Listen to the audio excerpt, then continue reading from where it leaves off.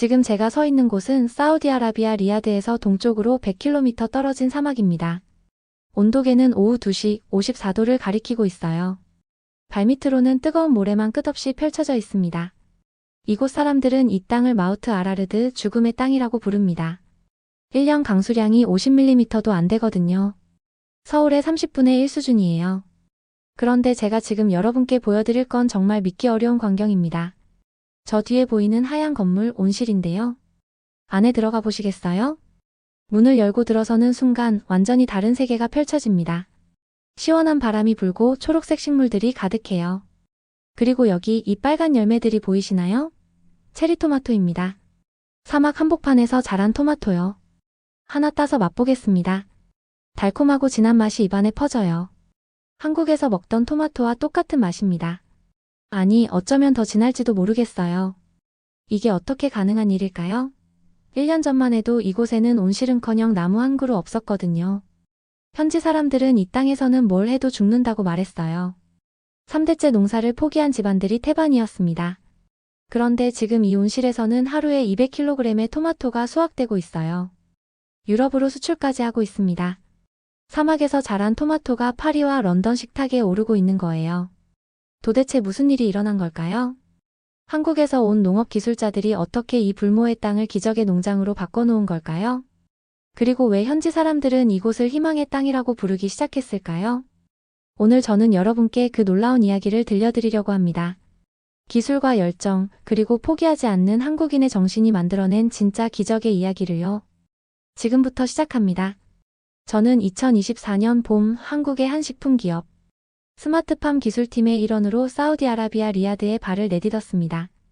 비행기에서 내려다본 리야드의 풍경은 충격적이었어요. 끝없이 펼쳐진 갈색 사막과 몇 개의 고층 빌딩만이 보였죠. 공항에서 나오자마자 마주한 건 숨막히는 열기와 모래먼지였습니다. 온도계는 이미 47도를 가리키고 있었어요. 택시기사 아흐메드는 저희의 짐을 보며 궁금해했습니다. 관광객이세요? 아니요, 농업기술자들이에요. 여기서 농장을 만들 예정입니다. 아흐메드의 얼굴이 순간 굳어졌어요. 여기서 농사요? 불가능해요. 우리 조상들도 포기한 땅인데. 그는 창밖을 가리키며 말했습니다. 저 모래밭에서 뭘 기대하시는 거죠? 택시 안에서 바라본 풍경은 정말 절망적이었습니다. 말라 죽은 나무 몇 그루, 버려진 건물들, 그리고 끝없는 모래뿐이었어요.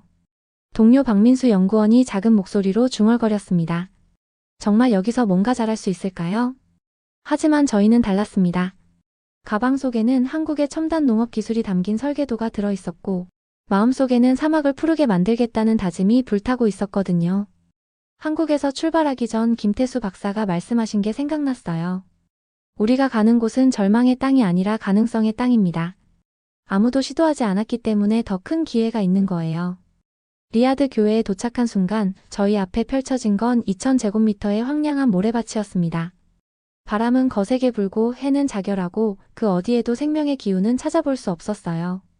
땅을 파보니 모래 아래 30cm까지도 여전히 모래였습니다. 물기라고는 전혀 찾아볼 수 없었죠. 정말 여기서 토마토를 키울 수 있을까요? 동료 박민수 연구원이 중얼거렸습니다. 저는 모래를 한 움큼 집어 올렸어요. 손가락 사이로 스르르 빠져나가는 모래를 보며 생각했습니다. 이 척박한 땅에서 생명을 틀어 올리는 일, 그것이 바로 저희가 해야 할 일이었어요. 사우디 농업부 관계자들은 반신반의하는 표정으로 저희를 지켜봤습니다. 실패를 예상하는 듯한 시선이었죠. 첫날 밤, 텅 빈 사막 한가운데 임시 숙소에서 잠들기 전 저는 한국을 떠올렸습니다. 6.25 전쟁 이후 폐허가 된 땅에서 기적을 일으킨 우리 조상들의 이야기를요. 불가능을 가능으로 만드는 것, 그것이 바로 한국인의 DNA 아니겠어요? 공사가 시작되자마자 문제가 터졌습니다. 사막의 모래는 생각보다 훨씬 까다로웠어요. 하루 종일 불어대는 모래바람 때문에 정밀 장비들이 제대로 작동하지 않았습니다. 첫 주만에 센서 3개가 완전히 망가졌죠. 모래가 장비 내부로 침투해서 회로를 망가뜨렸던 거예요. 이런 환경에서 어떻게 농사를 지으라는 거야? 현지 기술자 사메르가 한숨을 내쉬었습니다. 사메르는 28살의 리야드 출신으로 대학에서 농업공학을 전공했지만 사우디의 농업 현실에 좌절해 있던 청년이었어요. 가족이 3대째 운영하던 농장은 이미 5년 전에 문을 닫았습니다. 계속되는 가뭄과 염분 축적으로 더 이상 작물이 자라지 않았거든요. 아버지 하산 씨는 이 땅은 농사를 포기하라고 신이 만드신 땅이라며 체념하고 계셨죠. 우리 할아버지도 아버지도 이 땅에서 농사를 지으려고 했어요. 하지만 모두 실패했죠. 사메르의 목소리에는 깊은 좌절감이 묻어 있었습니다. 저도 곧 리야드 시내로 이사갈 예정이에요. 건설회사에서 일자리를 구했거든요. 설상가상으로 전력 공급에도 문제가 생겼습니다. 사막의 극심한 온도차로 인해 송전선이 자주 끊어졌고 정전이 하루에 두세 번씩 발생했어요. 냉각 시스템이 멈출 때마다 온실 내부 온도는 순식간에 60도까지 치솟았습니다. 한낮에는 70도까지 올라가기도 했죠. 한국에서는 이런 문제가 없었는데 팀장 김태수 박사도 당황스러워 하셨어요. 여기는 정말 다른 세계네요. 더 큰 문제는 물이었습니다. 지하수를 끌어올려도 염분 농도가 너무 높아서 그대로는 사용할 수 없었어요. 역삼투압 정수시설을 별도로 설치해야 했는데 이 과정에서만 예산이 30% 초과됐습니다. 하지만 저희는 포기하지 않았습니다. 매일 새벽 5시부터 밤 11시까지 모래바람을 맞아가며 시설을 점검하고 보완했어요. 한국에서 가져온 부품들이 사막 환경에 맞지 않으면 현지에서 구할 수 있는 재료로 개조했습니다. 때로는 맨손으로 뜨거운 배관을 잡아야 했고 때로는 무릎을 꿇고 모래 속에 파묻힌 케이블을 찾아야 했죠. 사메르는 저희의 모습을 보며 점점 표정이 달라졌습니다. 정말 이상한 사람들이네요. 왜 이렇게까지 하는 거죠? 3주째 되던 날 최악의 상황이 벌어졌습니다. 새벽 3시 갑작스러운 정전으로 모든 시스템이 다운됐어요. 이번에는 단순한 정전이 아니었습니다. 주변 지역 전체의 변전소에 문제가 생긴 거였죠. 복구까지 최소 12시간은 걸린 거라는 소식이 들려왔어요. 냉각 장치가 멈추자 온실 내부 온도가 급격히 상승하기 시작했습니다. 온도계 바늘이 55도를 가리키는 순간 저는 등골이 오싹해졌어요. 밤임에도 불구하고 사막의 잔열 때문에 온실은 거대한 오븐이 되어버렸습니다. 아, 모든 게 끝났다. 박민수 연구원이 절망적인 표정으로 중얼거렸습니다. 그때까지 정성스럽게 키워온 토마토 묘목들이 시들어가고 있었어요. 어린 잎사귀들이 말라 비틀어지는 모습을 보니 마음이 찢어지는 것 같았습니다.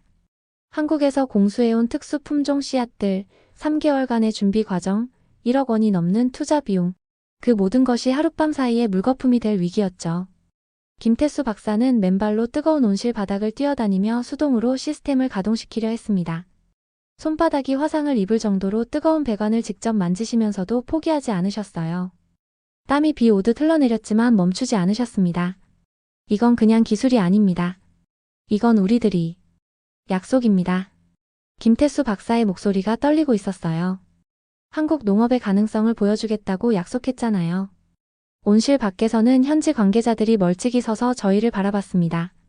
사우디 농업부의 압둘라 국장도 와 있었는데 고개를 저으며 역시 불가능한 일이었다는 표정을 짓고 있었죠. 일부 현지 언론사 기자들도 몰려와서 한국 기술의 한계라는 제목의 기사를 준비하고 있는 것 같았어요. 사메르의 아버지 하산 씨도 현장에 나와 있었는데 그분의 눈빛에서는 깊은 체념을 읽을 수 있었습니다. 아들아, 이제 그만두자. 우리는 이미 충분히 실패를 겪었다. 이 땅은 정말 농사를 거부하는 땅이야. 하지만 사메르는 달랐습니다. 그날 밤 저희와 함께 온실에 남아 밤새 복구 작업을 도왔어요. 아무 말 없이 묵묵히 공구를 건네주고 뜨거운 차를 끓여주며 함께했습니다.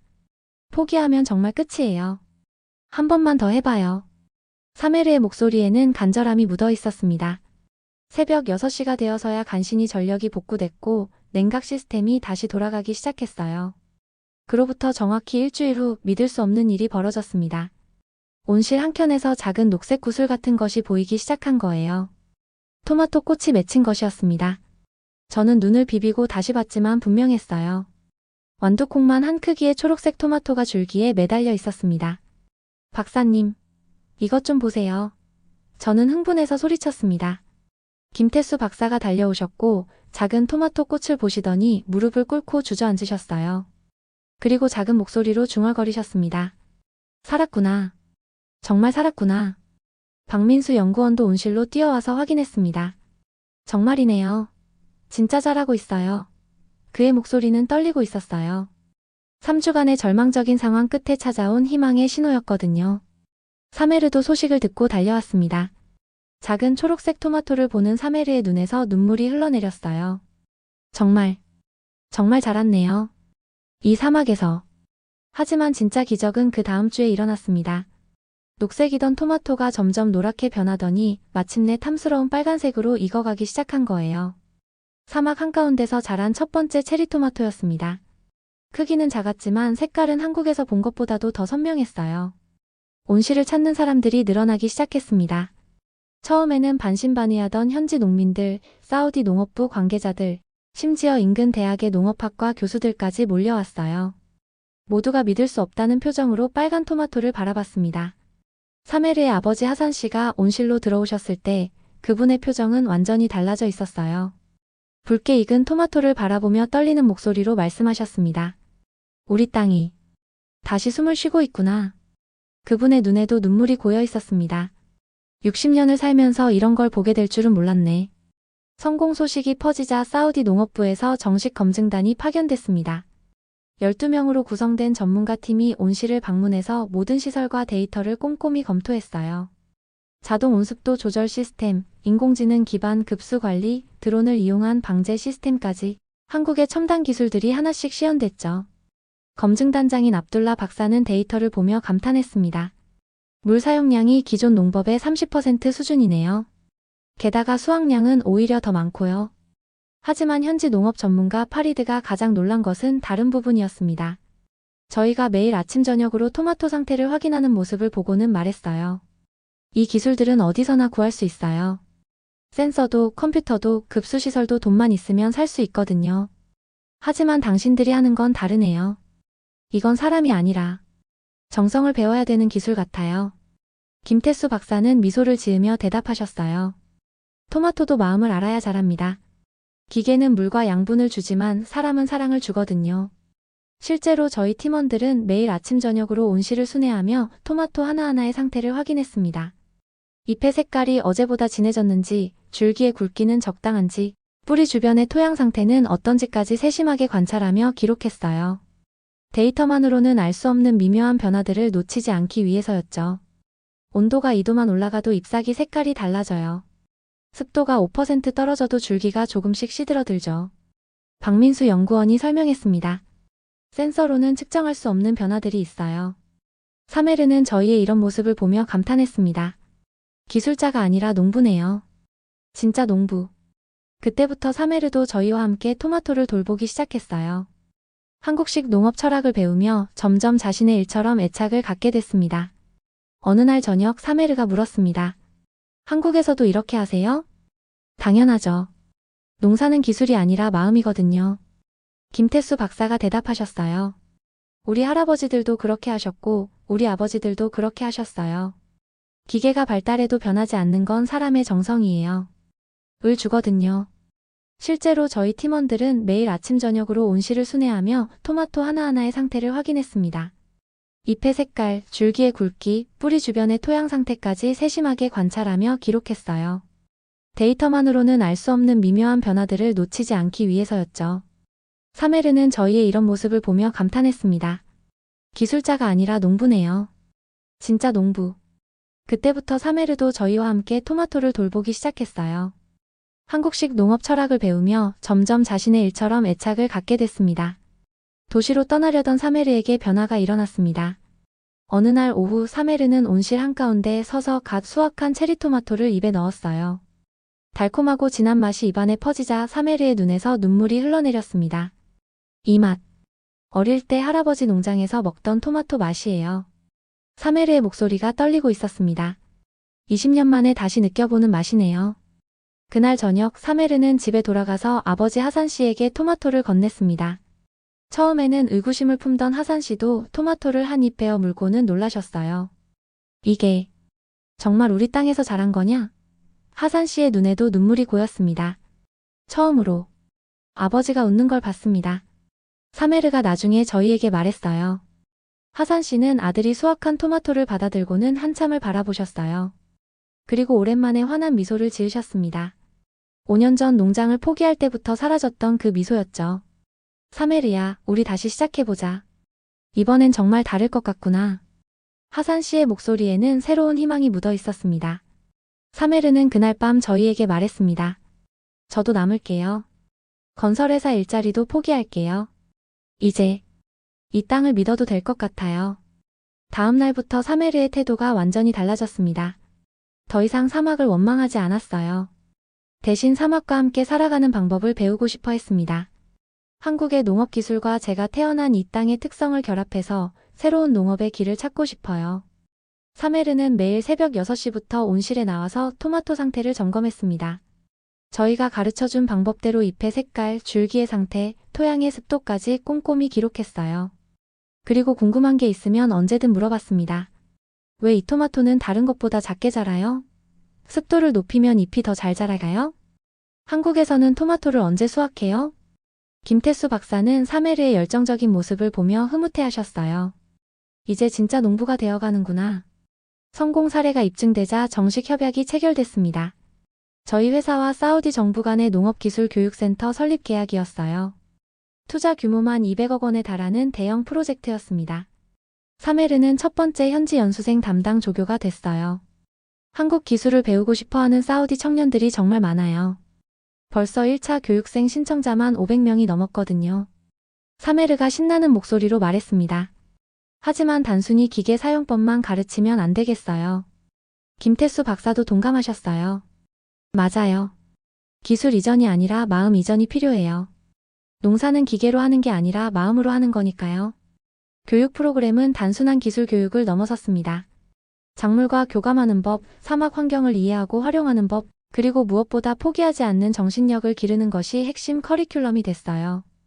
3개월 과정으로 설계됐는데 첫 달은 이론 교육, 둘째 달은 실습, 마지막 달은 독립적인 프로젝트 수행이었습니다. 온실 외벽에는 한국어와 아랍어로 쓰인 현판이 세워졌습니다. K-스마트팜 사막 개화 프로젝트.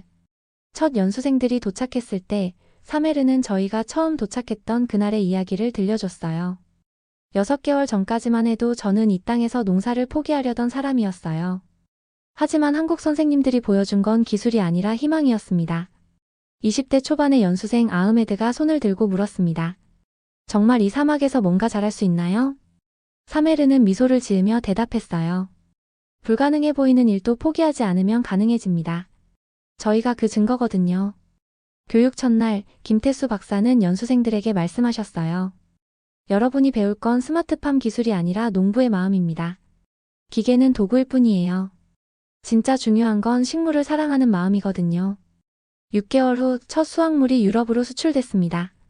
사막에서 자란 체리토마토가 처음으로 국경을 넘나든 순간이었어요. 유럽의 한 바이어는 토마토를 맛보고는 감탄했습니다. 이건 단순한 작물이 아니네요. 사막을 믿게 만든 한국 기술의 기적입니다. 하지만 진짜 기적은 따로 있었어요. 저희 프로젝트를 본 다른 중동 국가들에서도 협력 요청이 들어오기 시작한 거예요. 아랍에미리트, 카타르, 요단까지. 사막의 기적이 중동 전역으로 퍼져나가고 있었습니다. 마지막 날, 김태수 박사와 사메르는 모래바람이 부는 온실 앞에 나란히 서서 빨갛게 익은 토마토들을 바라봤습니다. 해질녘 황금빛 사막 위로 석양이 내려앉고 있었어요.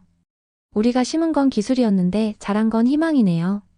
김태수 박사가 중얼거렸습니다. 사메르가 대답했어요. 아니에요. 선생님들이 심은 건 희망이었어요. 그래서 기적이 자란 거고요.